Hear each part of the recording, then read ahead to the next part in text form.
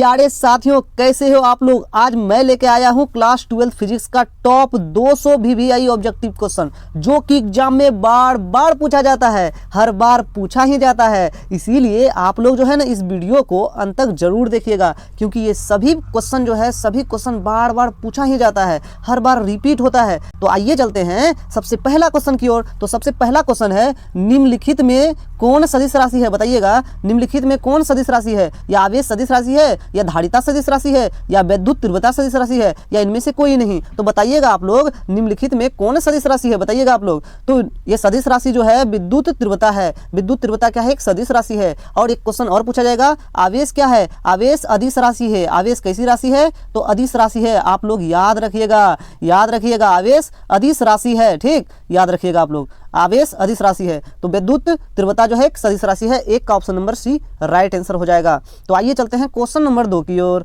तो question number 2 क्या है? विद्युत विभव का मात्रक वोल्ट है और यह तुल्य है। तो विद्युत विभव का जो मात्रक वोल्ट होता है और यह तुल्य है, किसके तुल्य है? बताओ। V बराबर क्या होता है? V बराबर होता है W अपान में क्यूब। W यानी कि वर्क, यानी कि कार्य। कार्य का मात्रक होता है जूल। क्या होता है? जूल। और Q से हम किसको? आवेश को प्रदर्शित करते हैं। तो Q मतलब कुलाम। तो जूल प्रति कुलाम कहाँ है? जूल प्रति कुलाम कहाँ है? बताइएगा। जूल प्रति कुलाम ये किसका मात्रक होता है? जूल प्रति कुलाम ये विभव का मात्रक होता है। तो कहाँ हो जाएगा? जूल प्रति कुलाम ऑप्शन नंबर ए में है। 2 का option number A right answer हो जाएगा। 2 का option number A right answer हो जाएगा। तो आइए चलते हैं क्वेश्चन नंबर 3 की ओर। क्वेश्चन नंबर 3 क्या है? क्वेश्चन नंबर 3 है, साबुन के एक बुलबुले को जब आवेशित किया जाता है तो उसकी त्रिज्या क्या होती है? साबुन का जो एक बुलबुले हैं उसको जब आवेशित किया जाता है तो उसकी त्रिज्या क्या हो जाती है? बढ़ती है या घटती है, या अपरिवर्तित रहती है, या शून्य हो जाती है? तो बढ़ती है। क्या हो जाती है? बढ़ती है। तो 3 का option number A right answer हो जाएगा। आइए चलते हैं क्वेश्चन नंबर 4 की ओर। क्वेश्चन नंबर 4 है, विद्युत द्विध्रुव आघूर्ण का एसआई मात्रक क्या होता है? तो विद्युत द्विध्रुव आघूर्ण का एसआई मात्रक क्या होता है? बताइएगा। क्या होता है? कूलाम मीटर होता है। क्या होता है? कूलाम मीटर होता है। देखो, विद्युत द्विध्रुव आघूर्ण का जो फॉर्मूला यानी कि सूत्र क्या होता है? सूत्र क्या होता है भाई? P बराबर में होता है क्या? Q into 2L। क्या होता है? Q इंटू 2L होता है। तो Q हो गया कुलाम, और L यानी कि मीटर को हम किस में? मीटर। L यानी कि लंबाई को, लेंथ को हम मीटर में नापते हैं। किस में नापते हैं? मीटर में नापते हैं। तो कुलाम गुना मीटर, कुलाम गुना मीटर हो जाएगा। कुलाम गुना मीटर हो जाएगा। तो विद्युत द्विध्रुव आघूर्ण का एसआई यूनिट क्या हो जाएगा? कुलाम गुना मीटर हो जाएगा। तो option number A right answer हो जाएगा। आइए चलते हैं क्वेश्चन नंबर 5 की ओर। क्वेश्चन नंबर 5 क्या है? आवेश। क्वेश्चन नंबर 5 है, आवेश का एसआई मात्रक होता है। तो आवेश का एसआई मात्रक क्या होता है भाई? तो बताइएगा आप लोग। आवेश का एसआई यूनिट जो होता है कुलाम होता है। क्या होता है? कुलाम होता है। 5 का option number D right answer हो जाएगा। आवेश का एक और मात्रक होता है। क्या होता है? आवेश का एक और मात्रक होता है Q बराबर IT। Q बराबर IT यानी कि एम्पियर, एम्पियर, एम्पियर सेकेंड। क्या होता है? एम्पियर सेकेंड, एम्पियर सेकेंड होता है। ठीक, ये भी आपको याद रखना है। एम्पियर सेकेंड किसका मात्रक है? तो ये आवेश का मात्रक है। ये भी आपको याद रखना है। लेकिन क्वेश्चन 5 में पूछा गया है, आवेश का एसआई मात्रक होता है। क्या होता है? बताइएगा आप लोग। कुलाम होता है। क्या होता है? कुलाम होता है। आवेश का बीमा क्या होता है? AT होता है। क्या होता है? AT होता है। ये भी आपको याद रखना है, बहुत इंपॉर्टेंट है। आवेश कैसी राशि है? तो ये अदिश राशि है। कैसी राशि है? अदिश राशि है। ये भी आपको याद रखना है। आइए चलते हैं क्वेश्चन नंबर 6 की ओर। क्वेश्चन नंबर 6 है, आवेश की बीमा है। तो आवेश की बीमा AT होता है। क्या होता है? AT होता है। तो 6 का option number A right answer हो जाएगा।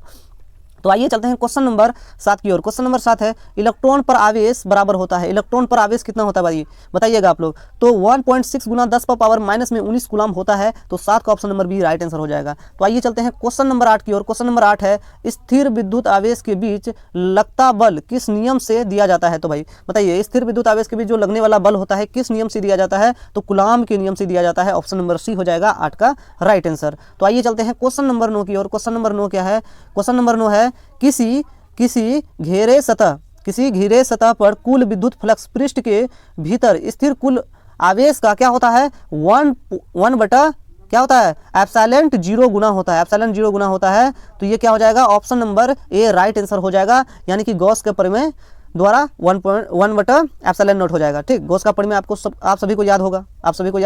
1 बटा एप्सिलॉन नॉट होता है।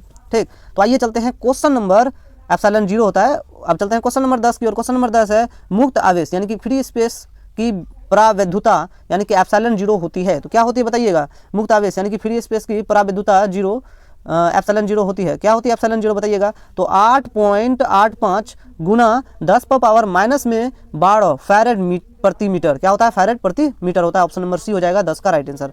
आइए चलते हैं क्वेश्चन नंबर 11 की ओर। क्वेश्चन नंबर 11 है, विद्युतशीलता का मात्रक होता है। तो विद्युतशीलता का मात्रक क्या होता है, फैरेड पर मीटर होता है। तो option number B right answer हो जाएगा 11 का। तो आइए चलते हैं क्वेश्चन नंबर 12 की ओर। क्वेश्चन नंबर 12 है विद्युत क्षेत्र की तीव्रता का मात्रक होता है। विद्युत क्षेत्र की तीव्रता का मात्रक क्या होता है, F बराबर में होता है, F बराबर E बराबर में होता है, E बराबर में होता है F अपान में क्यूब, F अपान में क्यूब। F को कहते हैं न्यूटन, F का जो है न्यूटन होता है, C कूलाम होता है। तो न्यूटन प्रति कूलाम कहाँ है, तो न्यूटन प्रति कूलाम कहाँ है, तो न्यूटन प्रति कूलाम ऑप्शन नंबर ए में है। तो 12 का option number A right answer हो जाएगा। तो आइए चलते हैं क्वेश्चन नंबर 13 की ओर। क्वेश्चन नंबर 13 है विद्युत क्षेत्र की तीव्रता की बीमा क्या होता है। तो विद्युत क्षेत्र की तीव्रता का बीमा क्या होता है, देखो न्यूटन प्रति मीटर इसका मात्रक हो गया, न्यूटन प्रति कूलाम, न्यूटन प्रति कूलाम क्या है, इनका मात्रक है। तो न्यूटन का होता है ML/T पर पावर माइनस में क्या होता है 2 होता है, ठीक, माइनस में 2 होता है। और कूलाम का होता है AT। ये A ऊपर गया ML/T पर पावर -3 A पर पावर -1 हो जाएगा। ये हो जाएगा किनका, ये हो जाएगा विद्युत क्षेत्र की तीव्रता का बीमा। तो ऑप्शन नंबर बी में है ML/T पर पावर -3 A पर पावर -1। तो ये हो जाएगा right answer, option number B right हो जाएगा। तो आइए चलते हैं क्वेश्चन नंबर 14 की ओर। क्वेश्चन नंबर 14 है कूलाम बल है। तो कूलाम बल क्या है, केंद्रीय बल है और विद्युत बल है, यानी कि A और B दोनों सही है। तो option number C right answer हो जाएगा, A और B दोनों, 14 का सी राइट आंसर हो जाएगा। आइए चलते हैं क्वेश्चन नंबर 15 की ओर। क्वेश्चन नंबर 15 है एक विद्युत द्विध्रुव एक पृष्ठ से घिरा हुआ है। तो पृष्ठ पर कुल फ्लक्स होगा, तो कुल फ्लक्स कितना होगा, 15 का देखते हैं। तो कुल फ्लक्स जो है 0 होगा, कितना होगा, 0 होगा। ऑप्शन नंबर बी हो जाएगा, 15 का option number B right answer हो जाएगा। तो आइए चलते हैं क्वेश्चन नंबर 16 की ओर। क्वेश्चन नंबर 16 है एक कूलाम आवेश बराबर होता है। तो एक कूलाम आवेश बराबर कितना ESU होता है, बताइएगा। 3 × 10⁻9 ESU होता है। तो 16 का option number A right answer हो जाएगा, कितना हो जाएगा, 16 का ए राइट आंसर हो जाएगा। तो आइए चलते हैं क्वेश्चन नंबर 17 की ओर। क्वेश्चन नंबर 17 है स्थिर विद्युत क्षेत्र होता है। तो स्थिर विद्युत क्षेत्र क्या होता है, संरक्षित होता है, क्या होता है, संरक्षित होता है। 17 का option number A right answer हो जाएगा। अब चलते हैं क्वेश्चन नंबर 18 की ओर। क्वेश्चन नंबर 18 है डीवाई मात्रक है। तो डीवाई किसका मात्रक है, बताइए। तो विद्युत द्विध्रुव आघूर्ण का मात्रक है। डीवाई किसका मात्रक है, विद्युत द्विध्रुव आघूर्ण का है, ठीक। आइए चलते हैं क्वेश्चन नंबर आगे की ओर। अगला क्वेश्चन है चुंबकीय फ्लक्स का एसआई मात्रक होता है। चुंबकीय फ्लक्स का एसआई मात्रक क्या होता है, बताइएगा आप लोग। तो चुंबकीय फ्लक्स का एसआई मात्रक क्या होता है, बताइएगा। तो वेबर होता है, क्या होता है, वेबर होता है। 19 का option number A right answer हो जाएगा। तो आइए चलते हैं क्वेश्चन नंबर 20 की ओर। क्वेश्चन नंबर 20 है विद्युत चुंबकीय प्रेरण की घटना खोजी गई थी। तो किसके द्वारा खोजी गई थी, तो फैराडे के द्वारा खोजी गई थी। 20 का option number A right answer हो जाएगा। तो आइए चलते हैं क्वेश्चन नंबर 21 की ओर। क्वेश्चन नंबर 21 है स्वप्रेरकत्व का एसआई मात्रक है। तो स्वप्रेरकत्व का एसआई मात्रक क्या होता है, हेनरी होता है। और अन्योन प्रेरकत्व का भी एसआई यूनिट क्या होता है, हेनरी होता है। तो आइए बताइए कि वोल्ट किसका मात्रक होता है, विभवांतर का होता है। कूलाम जो है आवेश का होता है। ओम जो है प्रतिरोध का होता है। तो ये सभी चीज़ याद रखना है आपको, ठीक। तो स्वप्रेरकत्व या अन्योन प्रेरकत्व कहे तो उसका मात्रक जो है हेनरी होता है। 21 का option number D right answer हो जाएगा। तो अगला क्वेश्चन है निम्न में से कौन सा नियम ऊर्जा संरक्षण के नियम पर आधारित है। तो कौन सा नियम जो है ऊर्जा संरक्षण के नियम पर आधारित है, बताइएगा। कौन सा नियम है, तो लेंज का नियम क्या है, ऊर्जा संरक्षण के नियम पर आधारित है। Option number A right answer हो जाएगा 22 का। आइए चलते हैं क्वेश्चन नंबर 23 की ओर। क्वेश्चन नंबर 23 है अन्योन प्रेरण का एसआई मात्रक है। तो अन्योन प्रेरण का एसआई मात्रक क्या होता है, हेनरी होता है। Option number A right answer हो जाएगा। ओम किसका होता है, टेस्ला किसका, टेस्ला विद्युत चुंबकीय क्षेत्र का होता है। तो ओम किसका होता है, प्रतिरोध का होता है, ठीक। तो आइए चलते हैं क्वेश्चन नंबर 24 की ओर। क्वेश्चन नंबर 24 है लेंज का नियम पालन करता है। ऊर्जा संरक्षण के सिद्धांत पर लेंज का नियम क्या करता है, पालन करता है, उन ऊर्जा संरक्षण के नियम पर, ठीक। तो आइए 24 का क्या होगा, 24 का देखते हैं। तो 24 का ऊर्जा संरक्षण सिद्धांत पर, तो option number C right answer हो जाएगा। Option number C right answer हो जाएगा। लेंज का नियम ऊर्जा संरक्षण के सिद्धांत पर कार्य करता है। तो आइए चलते हैं क्वेश्चन नंबर 25 की ओर। क्वेश्चन नंबर 25 है चुंबकीय क्षेत्र के फ्लक्स की एसआई इकाई होती है। तो चुंबकीय क्षेत्र के जो फ्लक्स होता है उसका एसआई यूनिट क्या होता है, बताइए। तो वेबर होता है, क्या होता है, वेबर होता है चुंबकीय फ्लक्स का। तो 25 का option number C right answer हो जाएगा। आइए चलते हैं क्वेश्चन नंबर 26 की ओर। क्वेश्चन नंबर 26 है डायनमो के कार्य सिद्धांत आधारित है। तो डायनमो का कार्य सिद्धांत चुंबकीय विद्युत चुंबकीय प्रेरण पर होता है। किस पर होता है, विद्युत चुंबकीय प्रेरण पर होता है। तो ऑप्शन नंबर बी हो जाएगा 26 का राइट आंसर। तो आइए चलते हैं क्वेश्चन नंबर 27 की ओर। क्वेश्चन नंबर 27 है किसके लिए तरंगदैर्घ्य का मान अधिकतम होता है। तो किसके लिए तरंगदैर्घ्य का मान अधिकतम होता है, बताइएगा आप लोग। किसके लिए होता है, बताइए, बताइए किसके लिए होता है, बताते जाइए आप लोग कि 27 का क्या होगा राइट आंसर। 27 का क्या होगा, तो क्या हो जाएगा, रेडियो तरंग। क्या हो जाएगा, रेडियो तरंग। तो 27 का option number A right answer हो जाएगा। तो आइए चलते हैं क्वेश्चन नंबर 28 की ओर। क्वेश्चन नंबर 28 है प्रयोगशालाओं को बैक्टीरिया से मुक्त कराने में उपयोगी यानी कि उपयोग की जाती है। तो प्रयोगशाला में जो बैक्टीरिया होता है उसको मुक्त कराने के लिए कौन सा किरण का उपयोग किया जाता है, तो अल्ट्रा वायलेट किरण। तो अल्ट्रा वायलेट किरण का उपयोग किया जाता है। 28 का option number A right answer हो जाएगा। तो आइए चलते हैं क्वेश्चन नंबर 29 की ओर। क्वेश्चन नंबर 29 है अवरक्त किरणें इन क्षेत्रों के माध्यम स्थित है। तो अवरक्त किरण किन क्षेत्रों के माध्यम में यानी कि मध्य में स्थित रहता है, बताइए। सूक्ष्म तरंगे एवं दृश्य प्रकाश के बीच अवरक्त किरणें इनके मध्य में रहता है। किनके मध्य में रहता है? तो सूक्ष्म तरंगे एवं दृश्य प्रकाश के बीच अवरक्त किरणें रहती है। तो 29 का option number B right answer हो जाएगा। तो आइए चलते हैं क्वेश्चन नंबर 30 की ओर। क्वेश्चन नंबर 30 है, निम्न में से किसकी तरंग लंबाई न्यूनतम होती है? बताइए, न्यूनतम तरंग लंबाई किनकी होती है बताइएगा आप लोग। तो एक्स किरण की होती है, रेडियो तरंग की होती है, या गामा रे क्या होता है, या टेलीविजन का होता है? तो गामा रे का होता है। किसका होता है? गामा रे का होता है। Option number C right answer हो जाएगा 30 का। तो आइए चलते हैं क्वेश्चन नंबर 31 की ओर। क्वेश्चन नंबर 31 है, निम्नांकित में किसे महत्तम भेदन क्षमता होती है? तो महत्तम भेदन क्षमता किस में होती है बताइएगा? एक्स किरण में, या कैथोड किरण में, या गामा किरण में, या अल्फा किरण में, या गामा किरण में? तो किस में होता है बताइएगा? तो गामा किरण में क्या होता है? भेदन क्षमता अधिक होता है। गामा किरण में भेदन क्षमता अधिक होता है। ठीक, तो आइए चलते हैं क्वेश्चन नंबर 32 की ओर। क्वेश्चन नंबर 32 है, विद्युत चुंबकीय तरंग की उत्पत्ति किसके द्वारा होती है? तो विद्युत चुंबकीय तरंग की उत्पत्ति किसके द्वारा होती है बताइएगा? तो किसके द्वारा होती है विद्युत चुंबकीय तरंग की उत्पत्ति? त्वरित आवेश के द्वारा। त्वरित आवेश के द्वारा। तो 32 का option number A right answer हो जाएगा। तो आइए चलते हैं क्वेश्चन नंबर 33 की ओर। क्वेश्चन नंबर 33 है, दूर संचार के लिए उपयुक्त विवरण है। तो दूर संचार के लिए उपयुक्त विवरण क्या है बताइएगा आप लोग? दूर संचार के लिए हम क्या करते हैं? पराबैंगनी किरण के लिए उपयोग करते हैं, या अवरक्त करते हैं, या माइक्रो तरंग का करते हैं, या दृश्य प्रकाश का करते हैं? तो किसका करते हैं? दूर संचार के लिए।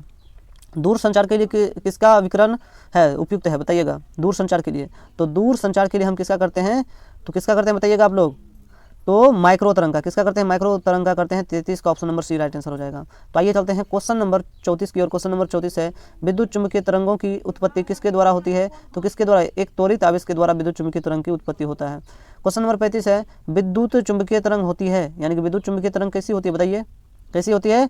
अनुदैर्घ्य होती है, अनुप्रस्थ होती है बताइएगा? विद्युत चुंबकीय तरंग कैसी होती है आप लोग बताइए? कैसा होता है बताइएगा? विद्युत चुंबकीय तरंग तो कैसी होती है? अनुप्रस्थ होती है। कैसी होती है? अनुप्रस्थ होती है। तो विद्युत चुंबकीय तरंग कैसी होती है? अनुप्रस्थ होती है। तो 35 का option number B right answer हो जाएगा। तो आइए चलते हैं क्वेश्चन नंबर 36 की ओर। क्वेश्चन नंबर 36 है, एंड गेट के लिए बुलियन व्यंजक है। तो एंड गेट के लिए क्या होता है? तो a इंटू बी बराबर वाई होता है। वाई बराबर में होता है a इंटू बी होता है। अब पूछेगा और गेट के लिए। और गेट के लिए बताइएगा आप लोग। और गेट के लिए क्या होता है? और गेट के लिए होता है वाई बराबर, तो वाई बराबर होता है a प्लस बी होता है। ठीक, तो ये वाई गेट के लिए होता है। किसके लिए होता है? और गेट के लिए होता है। और गेट के लिए होता है वाई बराबर में a प्लस बी होता है और गेट के लिए। लेकिन यहाँ पूछा गया है क्वेश्चन नंबर 36 में, एंड गेट के लिए बुलियन व्यंजक क्या होता है? एंड गेट के लिए क्या होता है? a इंटू बी बराबर वाई होता है। तो option number C right answer हो जाएगा। आइए चलते हैं क्वेश्चन नंबर 37 की ओर। क्वेश्चन नंबर 37 है, तो वैसी युक्ति जो सौर ऊर्जा को विद्युत ऊर्जा में परिवर्तित करता है उसे कहते हैं, क्या कहते हैं? उसे क्या कहा जाता है? तो सौर सेल कहा जाता है। क्या कहते हैं? सौर सेल कहते हैं। Option number A right answer हो जाएगा। आइए चलते हैं क्वेश्चन नंबर 38 की ओर। क्वेश्चन नंबर 38 है, ट्रांजिस्टर में विद्युत चालन का कारण है। ट्रांजिस्टर में विद्युत चालन कैसे? होल एवं इलेक्ट्रॉन के कारण होता है। 38 का option number C right answer हो जाएगा। तो आइए चलते हैं क्वेश्चन नंबर 39 की ओर। क्वेश्चन नंबर 39 है, मूल गेट यानी कि बेसिक गेट है। तो 3 प्रकार के गेट होते हैं, एंड गेट होता है, और गेट होता है, नॉट गेट होता है, और एंड गेट, और गेट, नॉट गेट होता है। ठीक, तो option number D right answer हो जाएगा। आइए चलते हैं क्वेश्चन नंबर 40 की ओर। क्वेश्चन नंबर 40 है, एन प्रकार के अर्धचालक में मुख्यतः धारा प्रवाहक होते हैं। तो एन प्रकार में इलेक्ट्रॉन होते हैं। Option number D right answer हो जाएगा। 40 का ऑप्शन नंबर डी। ठीक, आइए चलते हैं क्वेश्चन नंबर 41 की ओर। क्वेश्चन नंबर 41 है, तो पी प्रकार के अर्धचालकों में मुख्यतः धारा प्रवाह होते हैं। पी प्रकार का जो है अर्धचालक में क्या होता है मुख्यतः बताइए? तो पी प्रकार का जो इसमें क्या होता है बताइएगा आप लोग? इसमें प्रोटॉन होता है कि फोटोन होता है कि होल होता है कि इलेक्ट्रॉन होता है बताइएगा आप लोग? तो आप लोग बताइए। क्वेश्चन नंबर 41 है, पी प्रकार के अर्धचालक में मुख्यतः धारा प्रवाहक होते हैं। तो पी प्रकार के अर्धचालक में मुख्यतः धारा प्रवाहक होते हैं। कौन सा होते हैं बताइएगा? कौन सा होता है बताइए जल्दी? तो क्या होता है? होल होता है। Option number B right answer हो जाएगा। तो आइए चलते हैं क्वेश्चन नंबर 42 की ओर। क्वेश्चन नंबर 42 है, ताप बढ़ने पर अर्धचालकों का प्रतिरोध क्या हो जाता है? तो घटता है। क्या होता है? ताप बढ़ने पर जो है ना अर्धचालक का प्रतिरोध घट जाता है। ठीक, तो option number B right answer हो जाएगा। तो आइए चलते हैं क्वेश्चन नंबर 43 की ओर। क्वेश्चन नंबर 43 है, अर्धचालक में विद्युत चालकता का कारण है। तो अर्धचालक में विद्युत चालकता का कारण क्या है बताइएगा आप लोग? अर्धचालक में विद्युत चालकता का कारण क्या है बताइएगा? 43 का क्या हो जाएगा? तो इलेक्ट्रॉन एवं छिद्र दोनों हो जाएगा। इलेक्ट्रॉन एवं छिद्र दोनों हो जाएगा। Option number C right answer हो जाएगा। आइए चलते हैं क्वेश्चन नंबर 44 की ओर। पीएन संधि डायोड का उपयोग करते हैं तो एक दृष्टिकारी की तरह। Option number D right answer हो जाएगा। तो आइए चलते हैं क्वेश्चन नंबर 45 की ओर। और द्वारा का बुलियन व्यंजक क्या होता है? यानी कि और गेट पूछा है। तो और गेट का क्या होता है? और गेट का होता है प्लस में, तो y बराबर a प्लस बी। और एंड गेट का पूछे तो और गेट का क्या हो जाएगा? a नंबर राइट आंसर हो जाएगा। एंड गेट का पूछे तो एंड गेट का क्या हो जाएगा? y बराबर में a इंटू बी हो जाएगा। ठीक, तो यहाँ ऑप्शन नंबर क्या हो जाएगा? 45 का ए राइट आंसर। तो आइए चलते हैं क्वेश्चन नंबर 46 की ओर। क्वेश्चन नंबर 46 है, अर्धचालकों में अशुद्धि मिलाने की क्रिया को कहा जाता है। अर्धचालकों में जब अशुद्धियां मिलाई जाती है उसको डोपिंग की प्रक्रिया कहा जाता है, डोपिंग कहा जाता है। 46 का option number A right answer. आइए चलते हैं क्वेश्चन नंबर 47 की ओर। क्वेश्चन नंबर 47 है प्रकाश यानी कि प्रकाश तंतु संचार की घटना पर आधारित है। प्रकाश तंतु जो होता है, प्रकाशीय तंतु, वो पूर्ण आंतरिक संपूर्ण नहीं होगा, यहाँ पूर्ण आंतरिक परावर्तन होगा। पूर्ण आंतरिक परावर्तन के कारण पर क्या होता है, प्रकाश तंतु संरचना की घटना होता है। तो पूर्ण आंतरिक परावर्तन की घटना पर ही प्रकाशित तंतु का संचार होता है। तो 47 का ऑप्शन नंबर क्या हो जाएगा, ए राइट आंसर हो जाएगा। अब चलते हैं क्वेश्चन नंबर 48 की ओर। क्वेश्चन नंबर 48 है किस रंग का तरंगदैर्घ्य सबसे कम होता है। तो बैगनी का होता है। किसका होता है, बैगनी का होता है। तरंगदैर्घ्य सबसे कम होता है बैगनी का। तो option number D right answer हो जाएगा। तो आइए चलते हैं क्वेश्चन नंबर 49 की ओर। क्वेश्चन नंबर 49 क्या है, क्वेश्चन नंबर 49 है किस दर्पण में वस्तु का प्रतिबिंब हमेशा छोटा एवं आभासी दिखाई पड़ता है। तो किसका हो जाएगा, तो क्या बोला गया है क्वेश्चन में, क्वेश्चन बोला गया है किस दर्पण में वस्तु का प्रतिबिंब हमेशा छोटा और आभासी दिखाई पड़ता है, बताइएगा। तो उत्तल दर्पण में। Option number B right answer हो जाएगा। तो आइए चलते हैं क्वेश्चन नंबर 50 की ओर। क्वेश्चन नंबर 50 है तरंगदैर्घ्य के बढ़ने के साथ अपवर्तनांक का मान क्या हो जाता है। तरंगदैर्घ्य अगर बढ़ता है तो अपवर्तनांक घट जाता है। Option number A right answer हो जाएगा। आइए चलते हैं क्वेश्चन नंबर 51 की ओर। प्रकाश हवा से कांच में प्रवेश करता है यानी करती है, तो इसका तरंगदैर्घ्य क्या हो जाता है। प्रकाश जो है ना हवा से कांच में प्रवेश करता है तो ये घट जाता है। तो option number B right answer हो जाएगा। आइए चलते हैं क्वेश्चन नंबर 52 की ओर। म्यू अपवर्तनांक वाले पतले प्रिज्म का न्यूनतम विचलन कोण होता है। तो म्यू -1 ब्रैकेट के अंदर और ए क्या हो जाएगा, option number B right answer हो जाएगा। तो आइए चलते हैं क्वेश्चन नंबर 53 की ओर। क्वेश्चन नंबर 53 है किस रंग का तरंगदैर्घ्य सबसे अधिक होता है। तो लाल रंग का तरंगदैर्घ्य सबसे अधिक होता है। पीला रंग का तरंगदैर्घ्य सबसे कम होता है और सबसे अधिक विचलन जो होता है बैगनी कलर का विचलन सबसे अधिक होता है और सबसे कम विचलन जो होता है वो लाल रंग के विचलन सबसे अधिक होता है। लाल रंग का जो विचलन होता है सबसे कम होता है लेकिन तरंगदैर्घ्य अधिक होता है लाल का, ठीक। तो ऑप्शन नंबर 53 का हो जाएगा ए। तो आइए चलते हैं क्वेश्चन नंबर 54 की ओर। क्वेश्चन नंबर 54 है प्रिज्म में से होकर गुजरने वाले श्वेत प्रकाश का न्यूनतम विचलन अवयव होता है। तो न्यूनतम विचलन किसका होता है, तो लाल रंग का होता है। तो लाल रंग का होता है, option number A right answer हो जाएगा। तो आइए चलते हैं क्वेश्चन नंबर 55 की ओर। क्वेश्चन नंबर 55 है लेंस की शक्ति का मात्रक क्या होता है, डायोप्टर होता है। Option number C right answer हो जाएगा। तो आइए चलते हैं क्वेश्चन नंबर 56 की ओर। क्वेश्चन नंबर 56 है सरल सूक्ष्मदर्शी से बना हुआ प्रतिबिंब होती है तो आभासी और सीधा होता है। आभासी और सीधा होता है, ठीक। तो आइए चलते हैं क्वेश्चन नंबर 57 की ओर। संयुक्त सूक्ष्मदर्शी में प्रतिबिंब बनता है तो कैसा बनता है, काल्पनिक और उल्टा बनता है। Option number C right answer हो जाएगा। क्वेश्चन नंबर 58 है मनुष्य के आंख की रेटिना पर किसी वस्तु का बना प्रतिबिंब होती है तो कैसा होता है, बना प्रतिबिंब वास्तविक और उल्टा होता है। ऑप्शन नंबर बी होता है और छोटा भी होता है। अब चलते हैं क्वेश्चन नंबर 59 की ओर। क्वेश्चन नंबर 59 है आँख के उस गुण को जो भिन्न भिन्न दूरी पर स्थित वस्तु को फोकस करने की मदद करता है तो समंजन क्षमता होता है, ठीक। समंजन क्षमता होता है। 59 का हो जाएगा ऑप्शन नंबर ए, ठीक। अब चलते हैं क्वेश्चन नंबर 60 की ओर। क्वेश्चन नंबर 60 है निकट दृष्टि दोष वाले आँख साफ साफ देख सकते हैं तो क्या देख सकते हैं, तो निकट की वस्तु को साफ साफ देख सकते हैं लेकिन दूर की वस्तु को साफ साफ नहीं देख सकते हैं। अब यहाँ से एक और क्वेश्चन पूछा जाएगा निकट दृष्टि दोष से ग्रसित व्यक्ति कौन सा लेंस का उपयोग करता है, कौन सा लेंस का प्रयोग करता है, या उत्तल लेंस का कि अवतल लेंस का। निकट दृष्टि दोष वाला व्यक्ति, तो निकट दृष्टि दोष वाला व्यक्ति अवतल लेंस का उपयोग करता है। तो निकट दृष्टि दोष से ग्रसित व्यक्ति कौन सा लेंस का, अवतल लेंस का प्रयोग करता है। अवतल लेंस का प्रयोग करता है, किसका, अवतल लेंस का प्रयोग करता है। और दूर दृष्टि वाले लोग जो होते हैं जिसके दूर दृष्टि दोष हो जाता है जिस व्यक्ति को, वो उत्तल लेंस का प्रयोग करता है। याद रखिएगा ये बहुत इंपॉर्टेंट क्वेश्चन है।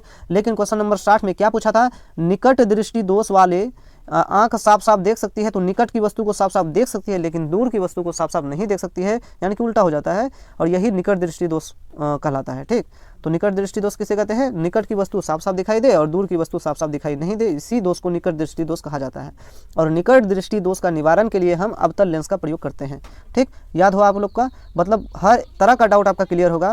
तो आइए चलते हैं क्वेश्चन नंबर 61 की ओर। क्वेश्चन नंबर 61 है निकट दृष्टि दोष के उपचार के लिए व्यवहार किया जाता है तो बताइए अवतल लेंस। बहुत इंपॉर्टेंट क्वेश्चन है ये, ठीक। तो आइए चलते हैं क्वेश्चन नंबर 62 की ओर। क्वेश्चन नंबर 62 है सामान्य समोजन में खगोलीय दूरबीन की आवर्धन क्षमता होती है, क्या होती है, FO बटा में FE होता है। तो ये आपको याद रखना है। तो ऑप्शन नंबर क्या हो जाएगा, सी राइट आंसर हो जाएगा। तो आइए चलते हैं क्वेश्चन नंबर 63 की ओर। क्वेश्चन नंबर 63 है, क्वेश्चन नंबर 63 क्या है, कांच के पूर्ण परावर्तक प्रिज्म का कोण होता है तो बताइए, कांच के पूर्ण यानी कि 90 डिग्री का, 90 डिग्री का होता है, क्या होता है, 90 डिग्री का होता है। Option number C right answer हो जाएगा। आइए चलते हैं क्वेश्चन नंबर 64 की ओर। क्वेश्चन नंबर 64 है, एक समतल दर्पण की वक्रता त्रिज्या होती है, तो बताइए समतल दर्पण का वक्रता त्रिज्या क्या होता है? अनंत होता है। और यहाँ से एक क्वेश्चन पूछा जाएगा, समतल दर्पण की जो फोकस दूरी होता है वो भी अनंत होता है। तो दोनों क्वेश्चन आप याद रखिएगा, तो 64 का option number C right answer हो जाएगा। तो आइए चलते हैं क्वेश्चन नंबर 65 की ओर। दीर्घ दृष्टि यानी कि दोष युक्त व्यक्ति साफ साफ नहीं देख सकता है, तो दीर्घ दृष्टि हो गया। तो दीर्घ दृष्टि यानी कि दूर दृष्टि जिसको हो गया, दूर दृष्टि हो गया, तो दूर की वस्तु को साफ साफ देख सकता है लेकिन नजदीक की वस्तु को साफ साफ नहीं देख सकता है। ऐसी दोष को हम क्या कहते हैं? दूर दृष्टि दोष। दूर दृष्टि दोष का अन्य नाम है दीर्घ दृष्टि दोष। तो दूर की वस्तु को यहाँ बोल रहा है कि क्या दीर्घ दृष्टि दोष में व्यक्ति साफ साफ नहीं देख सकता है, तो किसको? निकट की वस्तु को साफ साफ नहीं देख सकता है।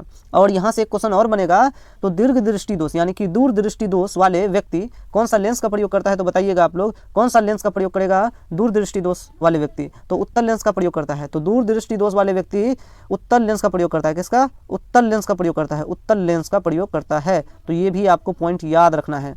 तो आइए चलते हैं क्वेश्चन नंबर 66 की ओर। क्वेश्चन नंबर 66 है, दीर्घ दृष्टि दोष, इसका नाम अन्य नाम क्या है? दूर दृष्टि दोष के इलाज के लिए हम क्या करते हैं? कौन सा लेंस का प्रयोग करते हैं? तो उत्तल लेंस का प्रयोग करते हैं। 66 का option number A right answer हो जाएगा। तो आइए चलते हैं क्वेश्चन नंबर 67 की ओर। क्वेश्चन नंबर 67 है, जरा दृष्टि दोष के लिए उपयुक्त होता है, तो बाइफोकल्स लेंस। जरा दृष्टि दोष किसे कहते हैं? जिसको निकट की वस्तु और दूर की वस्तु और निकट की वस्तु दोनों वस्तु नहीं दिखाई दे, तो वैसे दोष को जरा दृष्टि दोष कहा जाता है। और उसके लिए जो है ना अवतल और उत्तल दोनों लेंस मतलब काम में आता है, उसको कहते हैं बाइफोकल्स लेंस कहा जाता है। तो जरा दृष्टि दोष के लिए उपयुक्त होता है, तो बाइफोकल लेंस होता है। 67 का option number C right answer हो जाएगा। आइए चलते हैं क्वेश्चन नंबर 68 की ओर। क्वेश्चन नंबर 68 है, किस कारण से हवा का एक बुलबुला पानी के अंदर चमकता है? बताइए पानी के अंदर चमकता है हवा का बुलबुला व्यतिकरण के कारण। किसके कारण? व्यतिकरण के कारण। व्यतिकरण के कारण क्या होता है? हवा का बुलबुला पानी के अंदर चमकता है। तो ये भी आपको पॉइंट याद रखना है। तो व्यतिकरण नहीं दिया है, तो यहाँ हो जाएगा पूर्ण आंतरिक परावर्तन के कारण। पूर्ण आंतरिक परावर्तन के कारण। तो पूर्ण आंतरिक परावर्तन के कारण। तो आप 83 का क्या दीजिएगा? किस कारण से हवा का एक बुलबुला पानी के अंदर चमकता नजर आता है? तो बताइएगा पूर्ण आंतरिक परावर्तन के कारण क्या होता है? चमकता दिखाई देता है। ठीक, अब चलते हैं क्वेश्चन नंबर 84 की ओर। क्वेश्चन नंबर 84 है, वस्तु से भरा और आभासी प्रतिबिंब बनता है। वस्तु से भरा और आभासी प्रतिबिंब बनता है। बताइएगा वस्तु से भरा और आभासी प्रतिबिंब किस में बनता है? अब लोग बताइए, आभासी प्रतिबिंब बन रहा है और वस्तु से भरा बन रहा है, किस में बनेगा? तो अवतल दर्पण में या उत्तल दर्पण में या समतल दर्पण में या अवतल लेंस में? किस में बनेगा? किस में बनेगा? वस्तु से भरा और आभासी प्रतिबिंब। तो इसका हो जाएगा अवतल दर्पण। ऑप्शन नंबर बी हो जाएगा right answer. Option number B right answer अवतल दर्पण में। तो अब चलते हैं क्वेश्चन नंबर 85 की ओर। क्वेश्चन नंबर 85 है, ऑप्टिकल फाइबर किस सिद्धांत पर काम करता है? तो पूर्ण आंतरिक परावर्तन पर। ऑप्टिकल फाइबर यानी कि प्रकाशिक तंतु, इसको ऑप्टिकल फाइबर का जो हिंदी में नाम होता है प्रकाशिकी तंतु होता है, और ये पूर्ण आंतरिक परावर्तन के सिद्धांत पर कार्य करता है। 85 का option number D right answer हो जाएगा। आइए चलते हैं क्वेश्चन नंबर 86 की ओर। क्वेश्चन नंबर 86 है, विद्युत धारा के चुंबकीय प्रवाह की खोज किसने किया था? विद्युत धारा का चुंबकीय प्रवाह का खोज किसने किया था? बताइए। ऑस्ट्रेलिया ने किया था। Option number B right answer हो जाएगा। क्वेश्चन नंबर 87, लॉरेंज बल की दिशा ज्ञात करने का नियम क्या है? फ्लेमिंग का दाएं हाथ या बाएं हाथ? बताइएगा। तो लॉरेंज बल की दिशा ज्ञात करने में फ्लेमिंग का कौन सा हाथ है जो नियम कार्य करता है? तो फ्लेमिंग का कौन सा दाएं हाथ का नियम है कि बाएं हाथ का नियम है लॉरेंज बल की दिशा ज्ञात करने में? तो लॉरेंज बल की दिशा ज्ञात करने में तो क्या हो जाएगा? फ्लेमिंग का दाएं हाथ का नियम। क्या हो जाएगा? फ्लेमिंग का दाएं हाथ का नियम। ठीक, option number B right answer हो जाएगा। तो आइए चलते हैं क्वेश्चन नंबर 88 की ओर। क्वेश्चन नंबर, शंट के प्रयोग में धारामापी की शीघ्रता क्या होती है? शंट का प्रयोग करते हैं, धारामापी की शीघ्रता क्या हो जाती है? घट जाती है।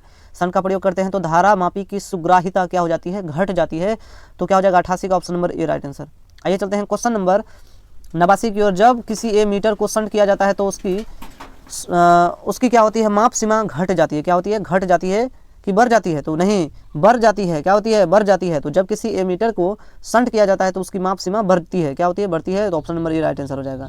आइए चलते हैं क्वेश्चन नंबर 90 की ओर। क्वेश्चन नंबर 90 है, गैल्वेनोमीटर को वोल्ट मीटर बनाने में जरूरत है। तो गैल्वेनोमीटर को वोल्ट मीटर में जब परिवर्तित करते हैं तो उच्च प्रतिरोध से जोड़ते हैं और श्रेणी क्रम में जोड़ते हैं। गैल्वेनोमीटर को वोल्ट मीटर में परिवर्तित करना है तो श्रेणी क्रम में जोड़ करके उच्च प्रतिरोध देते हैं, तो क्या होता है? गैल्वेनोमीटर वोल्ट मीटर में परिवर्तित हो जाता है। तो ऑप्शन नंबर क्या हो जाएगा? ए राइट आंसर हो जाएगा। आइए चलते हैं क्वेश्चन नंबर 91 की ओर। क्वेश्चन में, चुंबकीय बल क्षेत्र का ऐसा ही मात्रक होता है। क्या होता है? चुंबकीय बल यानी चुंबकीय क्षेत्र क्या होता है? टेस्ला होता है। Option number B right answer. अब चलते हैं क्वेश्चन नंबर है 92। क्वेश्चन नंबर 92 है, चुंबकीय क्षेत्र या चुंबकीय प्रेरण का बीमा क्या होता है? ए पर पावर -1 ml 0 और टी पर पावर -2 हो जाएगा। तो option number A right answer हो जाएगा। आइए चलते हैं क्वेश्चन नंबर 93 की ओर। एक गैल्वेनोमीटर को एमीटर में बदलने के लिए जोड़ा जाता है तो निम्न प्रतिरोध और समांतर क्रम में जोड़ेंगे तब गैल्वेनोमीटर आमीटर में परिवर्तित हो जाएगा। तो क्या हो जाएगा, तो समांतर क्रम में जोड़ेंगे और निम्न प्रतिरोध देंगे, ठीक, तब क्या हो जाएगा, गैल्वेनोमीटर आमीटर में परिवर्तित हो जाएगा। आइए चलते हैं क्वेश्चन नंबर 94 की ओर। क्वेश्चन नंबर 94 है, एक गैल्वेनोमीटर को वोल्ट मीटर में परिवर्तित किया जाता है। एक गैल्वेनोमीटर को वोल्ट मीटर में परिवर्तित किया जाता है तो कैसे किया जाता है, तो क्या करते हैं, समांतर क्रम में या श्रेणी क्रम में या समांतर क्रम में। तो हम जोड़ेंगे इसको, वोल्ट गैल्वेनोमीटर को वोल्ट मीटर में परिवर्तित करना है तो हम कैसे करेंगे, श्रेणी क्रम में उच्च प्रतिरोध देंगे, श्रेणी क्रम में उच्च प्रतिरोध देंगे तो गैल्वेनोमीटर वोल्ट मीटर में परिवर्तित हो जाएगा। तो ऑप्शन नंबर बी हो जाएगा राइट आंसर। अगर यहाँ पूछा जाए गैल्वेनोमीटर को आमीटर में परिवर्तित करना है तो समांतर क्रम में उच्च प्रतिरोध देंगे तब गैल्वेनोमीटर आमीटर में परिवर्तित हो जाएगा। लेकिन क्वेश्चन नंबर 94 में पूछा गया है एक गैल्वेनोमीटर को वोल्ट मीटर में परिवर्तित किया जाता है तो बताइए, तो श्रेणी क्रम में जोड़ेंगे और उच्च प्रतिरोध देंगे तो option number B right answer हो जाएगा। आइए चलते हैं क्वेश्चन नंबर 95 की ओर। एक आदर्श आमीटर का प्रतिरोध क्या होता है, आदर्श आमीटर का प्रतिरोध शून्य होता है, आमीटर का प्रतिरोध शून्य होता है। अगर यहाँ एक और क्वेश्चन पूछा जाए एक आदर्श वोल्ट मीटर का प्रतिरोध अनंत हो जाएगा, ठीक, तो यहाँ क्वेश्चन नंबर 95 में क्या था, एक आदर्श आमीटर का प्रतिरोध क्या होता है, शून्य होता है, option number D right answer हो जाएगा। आइए चलते हैं क्वेश्चन नंबर 96 की ओर। एक आदर्श वोल्ट मीटर का प्रतिरोध क्या होता है, अनंत होता है, option number C right answer होता है। क्वेश्चन नंबर है 97, अनुचुंबकीय पदार्थ की चुंबकीय प्रवृत्ति क्या होता है, स्थिर होता है, option number A right answer. Nickel क्या है, बताइए, निकेल क्या है, अनुचुंबकीय है तो 98 का option number B right answer.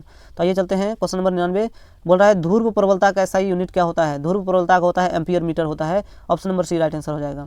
आइए चलते हैं क्वेश्चन नंबर 100 है, तो एक लोह चुंबकीय पदार्थ की चुंबकशीलता यानी कि म्यू क्या होता है, बहुत अधिक होता है, एक से बहुत अधिक होता है, ऑप्शन नंबर क्या हो जाएगा, ये राइट आंसर हो जाएगा।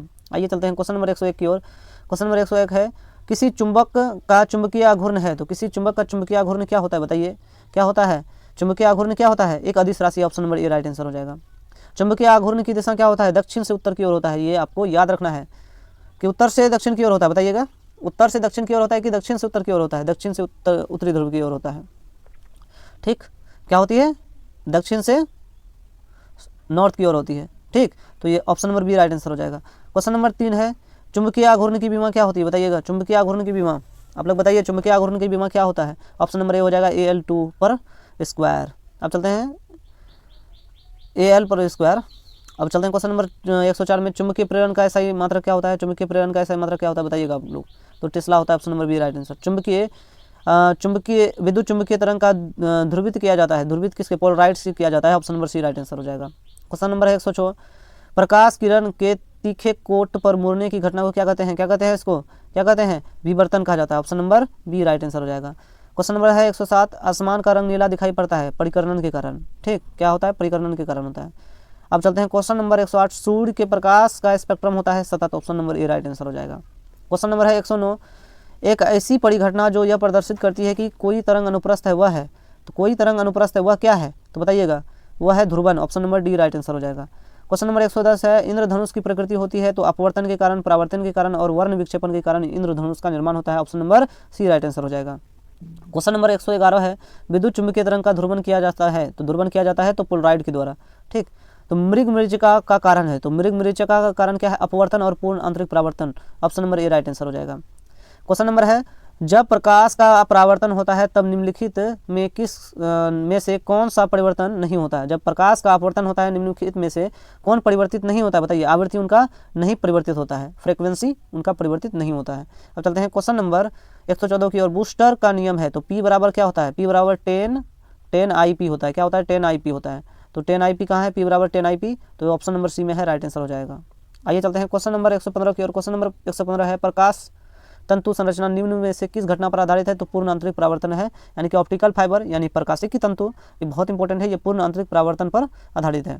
आइए चलते हैं क्वेश्चन नंबर 116 की ओर। साबुन का बुलबुला प्रकाश में रंग दिखाता है, जिसका कारण क्या है बताइएगा आप लोग, व्यतिकरण है, क्या है, व्यतिकरण है, तो option number D right answer हो जाएगा। तो आइए चलते हैं क्वेश्चन नंबर 17 की ओर। 6 गुणांक की एसआई यूनिट क्या होता है, 6 गुणांक का हर्ट्स होता है, क्या होता है, hertz, A number A option right हो जाएगा। आइए चलते हैं 118 क्वेश्चन है, जीवाश्म की आयु पता की जाती है तो कार्बन डेटिंग के द्वारा जीवाश्म की आयु ज्ञात की जाती है। सौर ऊर्जा का स्रोत है, सौर ऊर्जा का स्रोत है क्या, नाभिकीय संलयन यानी कि न्यूक्लियर संलयन, न्यूक्लियर संलयन होता है। ठीक, तो न्यूक्लियर संलयन या नाभिकीय संलयन वो भी राइट हो जाएगा, option number B right answer. Question number 120 है, प्रथम नाभिकीय अभिक्रिया किसके द्वारा दी गई? तो प्रथम नाभिकीय अभिक्रिया जो है ये रदरफोर्ड के द्वारा दी गई थी, रदरफोर्ड के द्वारा।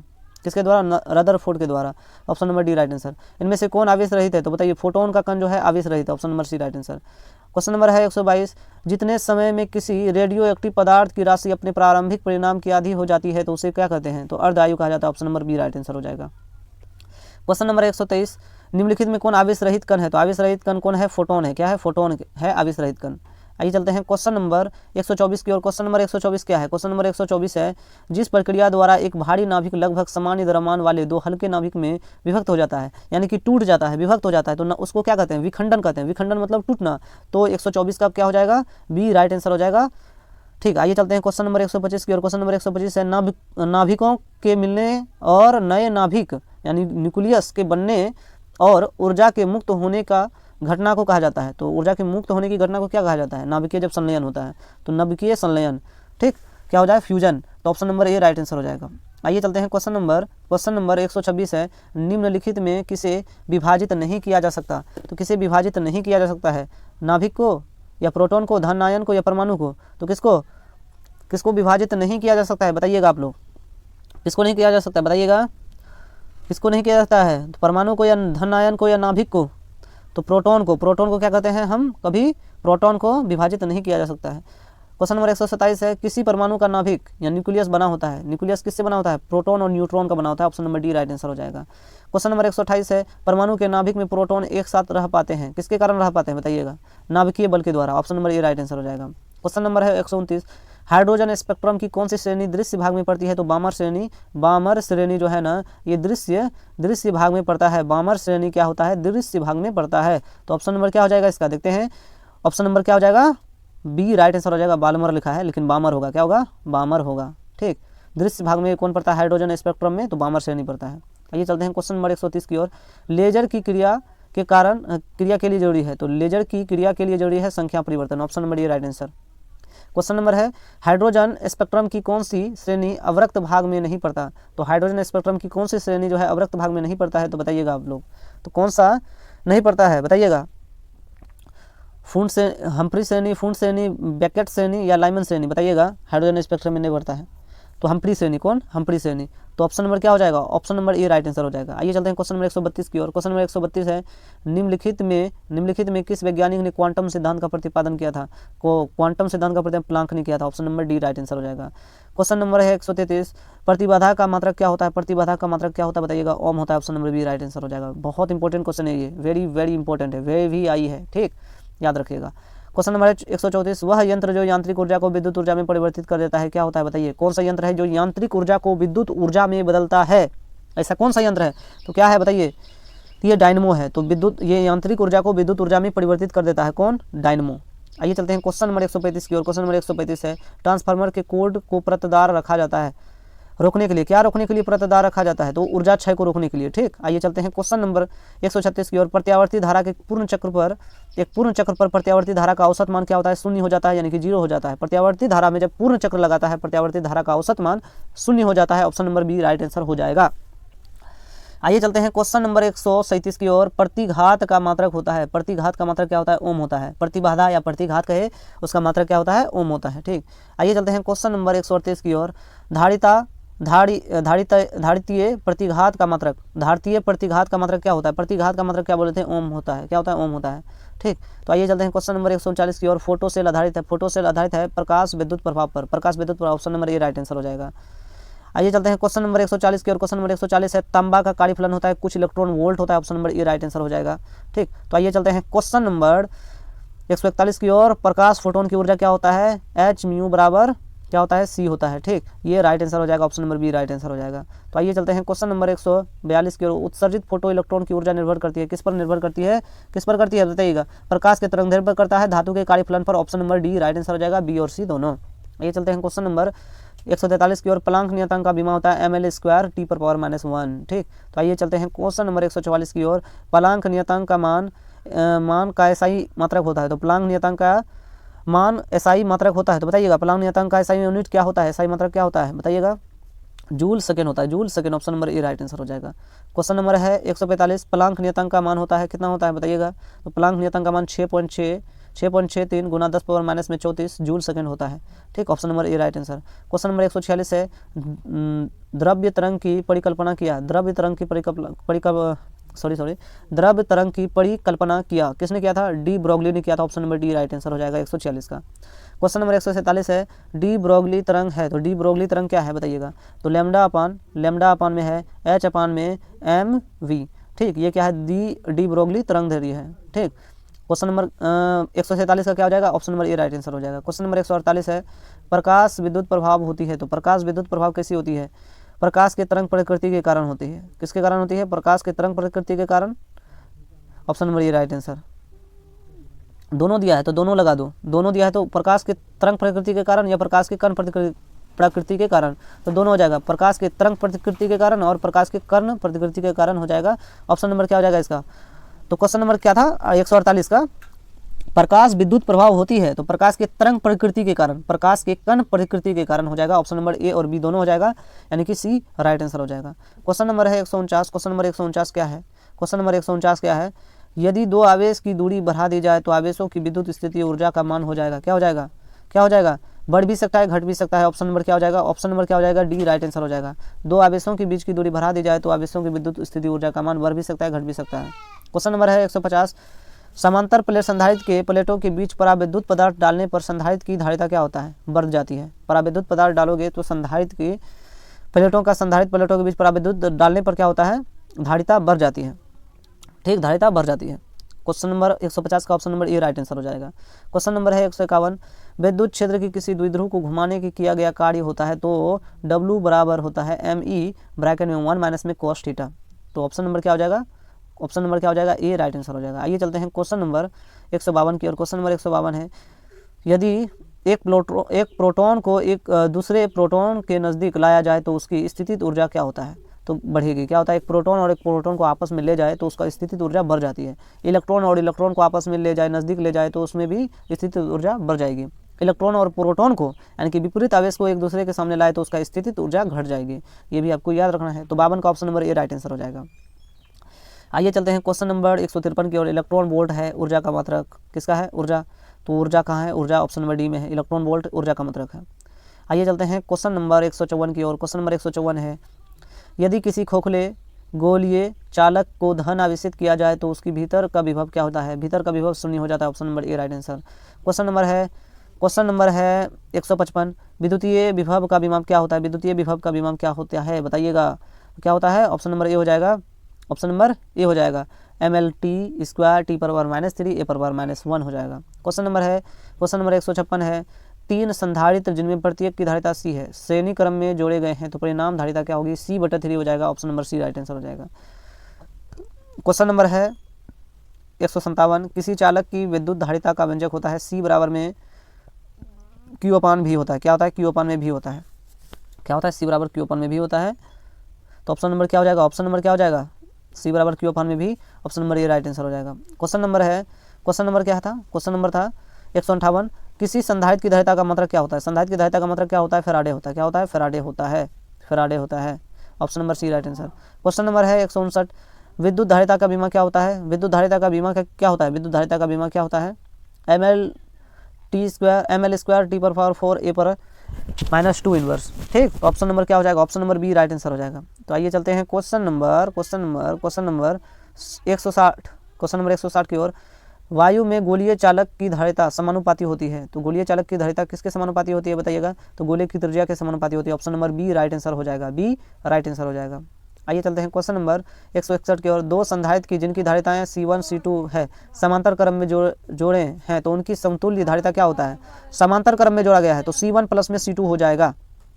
तो आइए चलते हैं क्वेश्चन नंबर 162 की ओर। क्वेश्चन नंबर 162 है, किसी विद्युतीय क्षेत्र में चालक को रखने पर उनके अंदर विद्युतीय क्षेत्र का मान क्या होता है, विद्युतीय क्षेत्र में चालक को रखने पर अंदर उनके अंदर क्या होता है, विद्युतीय क्षेत्र का मान क्या होता है, बढ़ जाता है। क्या होता है, बढ़ जाता है। Option number B right answer हो जाएगा। क्वेश्चन नंबर 163 है, वान डे ग्राफ जनित्र एक मशीन है जो उत्पन्न करता है, क्या करता है, 1,00,000 वोल्ट विभवांतर उत्पन्न करता है। Option number C right answer हो जाएगा। क्वेश्चन नंबर है 164, किसी संधारित्र पर आवेश की स्थितिज ऊर्जा का व्यंजक होता है, तो व्यंजक क्या है, 1 ई बराबर में होता है 1/2 सी भी स्क्वायर होता है। तो ये कहाँ है, 1/2 सी भी स्क्वायर। ऑप्शन नंबर ए में राइट आंसर हो जाएगा। तो 164 का option number A right answer. Question number 165 है, दो चालकों के बीच आवेश का वितरण क्या कहलाता है, दो चालकों के बीच आवेश का वितरण क्या कहलाता है, तो आवेश का ऊर्जा का ह्रास क्या कहलाता है, ऊर्जा का ह्रास कहलाता है। 165 का option number A right answer हो जाएगा। क्वेश्चन नंबर 166 है, जब समांतर पट्टिका वायु संधारित्र की पट्टिकाओं के बीच की दूरी बढ़ाती जाती है तब उनका प्रतिरोध यानी कि तब उनका धारिता क्या होता है, सॉरी थोड़ा सा फिर से पढ़ते हैं। जब समांतर पट्टिका वायु संधारित्र की पट्टिकाओं के बीच की दूरी बढ़ा दी जाती है तो अब इनका धारिता होती है। तो बताइएगा, जब संधारित्र की जो पट्टी होती है, दोनों पट्टी उनके बीच की दूरी बढ़ा दी जाती है तो धारिता क्या होती है, घट जाती है। क्या होती है, धारिता घट जाती है। Option number B right answer. आइए चलते हैं क्वेश्चन नंबर 167 की ओर। क्वेश्चन नंबर 167 है, संधारित्रों के समांतर संयोजन में जो राशि प्रत्येक संधारित्र के लिए समान रहती है वह क्या है, समांतर क्रम में है तो उसका वोल्ट यानी कि विभवांतर समान होगा। क्या होगा, विभवांतर समान होगा। समांतर क्रम में विभवांतर समान होता है, श्रेणी क्रम में क्या होता है, प्रतिरोध समान होता है। आइए चलते हैं क्वेश्चन नंबर 168 की ओर। आयाम मॉड्यूलन में मॉड्यूलेशन सूचांक है, तो आयाम मॉड्यूलन में मॉड्यूलेशन सूचांक है क्या होता है, 1 और 0 और 1 के बीच होता है। Option number C right answer हो जाएगा। आइए चलते हैं 169 क्वेश्चन की ओर। 169 क्वेश्चन है, वाहक तरंगों पर किसी सूचना के अध्यारोपण की प्रक्रिया को कहते हैं, क्या कहते हैं, वाहक तरंगों पर किसी सूचना का अध्यारोपण की प्रक्रिया को कहते हैं मॉड्यूलन। क्या कहते हैं, मॉड्यूलन। Option number B right answer. Question number 170 है, उपग्रह संचारण में विद्युत चुंबकीय तरंग का कौन सा भाग प्रयुक्त होता है, तो उपग्रह संचारण में विद्युत चुंबकीय तरंग का कौन सा भाग प्रयुक्त होता है, तो कौन सा भाग प्रयुक्त होता है बताइएगा, तो प्रकाश तरंग। क्या होता है, प्रकाश तरंग होता है। Option number A right answer हो जाएगा। क्वेश्चन नंबर 171 है, टेलीविजन संचार में आमतौर से उपयुक्त आवृत्ति परास है, तो 30 से 300 मेगाहर्ट्ज तक 30 से 300 मेगाहर्ट्ज तक होता है टेलीविजन संचार में आमतौर पर प्रयुक्त यानी कि उपयुक्त आवृत्ति परास होता है 30 से 300 मेगाहर्ट्ज तक। ठीक, 30 से 300 मेगाहर्ट्ज तक। तो ऑप्शन नंबर ए हो जाएगा 171 का। 172 क्वेश्चन है, जिस मॉड्यूलन में वही तरंग की आवृत्ति को मॉड्यूलन के लिए जाने वाले संकेतों के लिए ताक्षणिक मान के साथ परिवर्तित कराया जाता है तो उसे कहते हैं, क्या कहते हैं, आवृत्ति मॉड्यूलन कहा जाता है। Option number A right answer हो जाएगा। क्वेश्चन नंबर है 172, मॉड्यूलन के विपरीत प्रक्रिया को कहते हैं, मॉड्यूलन के विपरीत प्रक्रिया को कहते हैं वी मॉड्यूलन। Option number A right answer. Question number है 173, टीवी प्रसारण के लिए जिस आवृत्ति का परास का उपयोग होता है वह है 30 मेगाहर्ट्ज से लेकर के 300 मेगाहर्ट्ज तक। Option number C. ये बहुत इंपॉर्टेंट, वेरी इंपॉर्टेंट क्वेश्चन है। आइए चलते हैं क्वेश्चन नंबर 174 की ओर। प्रकाशिकी तंतु का सिद्धांत है तो पूर्ण आंतरिक परावर्तन। ठीक, ऑप्शन नंबर सी। या ऑप्टिकल फाइबर दे दे उसका भी पूर्ण आंतरिक परावर्तन ही होगा। Option number C right answer होगा। क्वेश्चन नंबर 175 है, स्काई वेव संचार आधारित है, स्काई वेव संचार आधारित है किसके लिए, तो आयन द्वारा परिवर्तन, आयन मंडल द्वारा परावर्तन होता है। क्या होता है, आयन मंडल द्वारा परावर्तन होता है। ऑप्शन नंबर क्या हो जाएगा, ई राइट आंसर हो जाएगा। क्वेश्चन नंबर 176, रेडियो तरंग का परावर्तन होता है, तो रेडियो तरंग का जो परावर्तन होता है वो आयनोस्फीयर द्वारा होता है, आयनोस्फीयर 176 का ये राइट आंसर हो जाएगा। क्वेश्चन नंबर है 177, मॉड्यूलन कितने प्रकार का होता है, तो 5 प्रकार का होता है। Option number D right answer हो जाएगा। Option number D right answer हो जाएगा।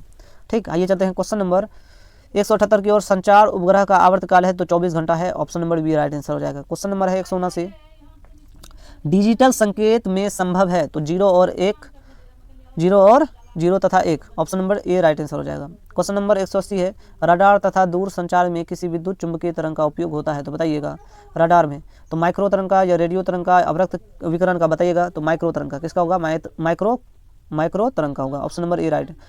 क्वेश्चन नंबर है 181, आयाम मॉड्यूलन सूचांक का मान होता है तो बताइएगा 0 और 1 के बीच होगा। Option number C right answer. Radio तरंग का वेग होता है, रेडियो तरंग का वेग कितना होता है, 3 गुना 10⁸ मीटर प्रति सेकेंड, 3 गुना 10⁸ मीटर प्रति सेकेंड होता है। क्वेश्चन नंबर 183 है, फैक्स का अर्थ है, तो फैक्स का अर्थ क्या होती है बताइए, फैक्सीमाइल टेलीग्राफी। क्या होता है, facsimile telegraphy. Option number B right answer.